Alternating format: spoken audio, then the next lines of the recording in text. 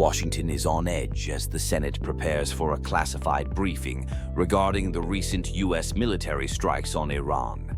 The Pentagon has stated that these strikes went as planned, but the implications of this operation are far from straightforward.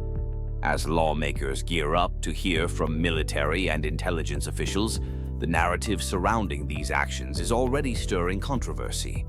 Defense Secretary Pete Hegseth delivered a passionate defense of the strikes, particularly targeting the Fordow nuclear facility.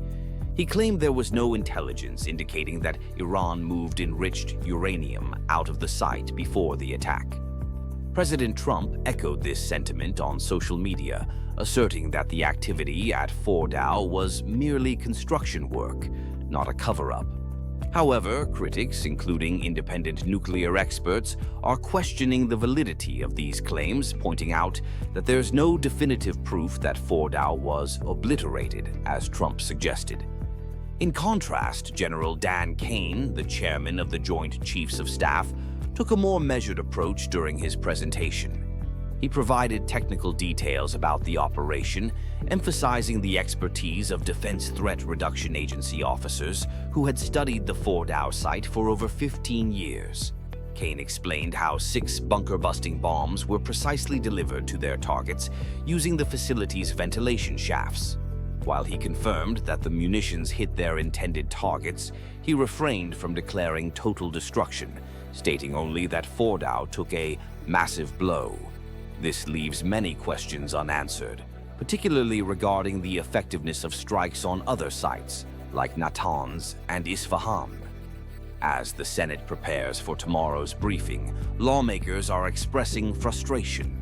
Some Democrats feel the administration's public narrative is outpacing the facts, while even some Republicans worry that Trump's early claims of obliteration may have politicized an otherwise effective military operation. Pentagon officials have quietly acknowledged that the president's rush to declare victory has complicated their messaging and put pressure on intelligence analysts still assessing the damage. Hegseth didn't hold back in his criticism of the media, accusing reporters of overlooking NATO's commitment to increase defense spending, which he attributes to Trump's leadership. However, the real issue at hand is not NATO, but the administration's narrative regarding Iran. Hegseth's accusations that the press is trying to undermine the commander-in-chief only add to the complexity of the situation. Analysts suggest that the biggest misstep may be Trump's premature declaration of victory, which has fueled skepticism and doubt. Looking ahead, we can expect more declassified imagery and satellite data in the coming days.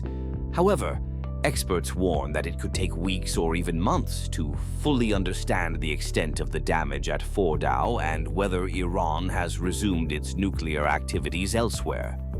As the Senate briefing unfolds, lawmakers will be sworn to secrecy, but sharp questions and political fallout are likely. This moment underscores the critical importance of messaging in matters of national security, reminding us that the narrative can be just as significant as the military mission itself.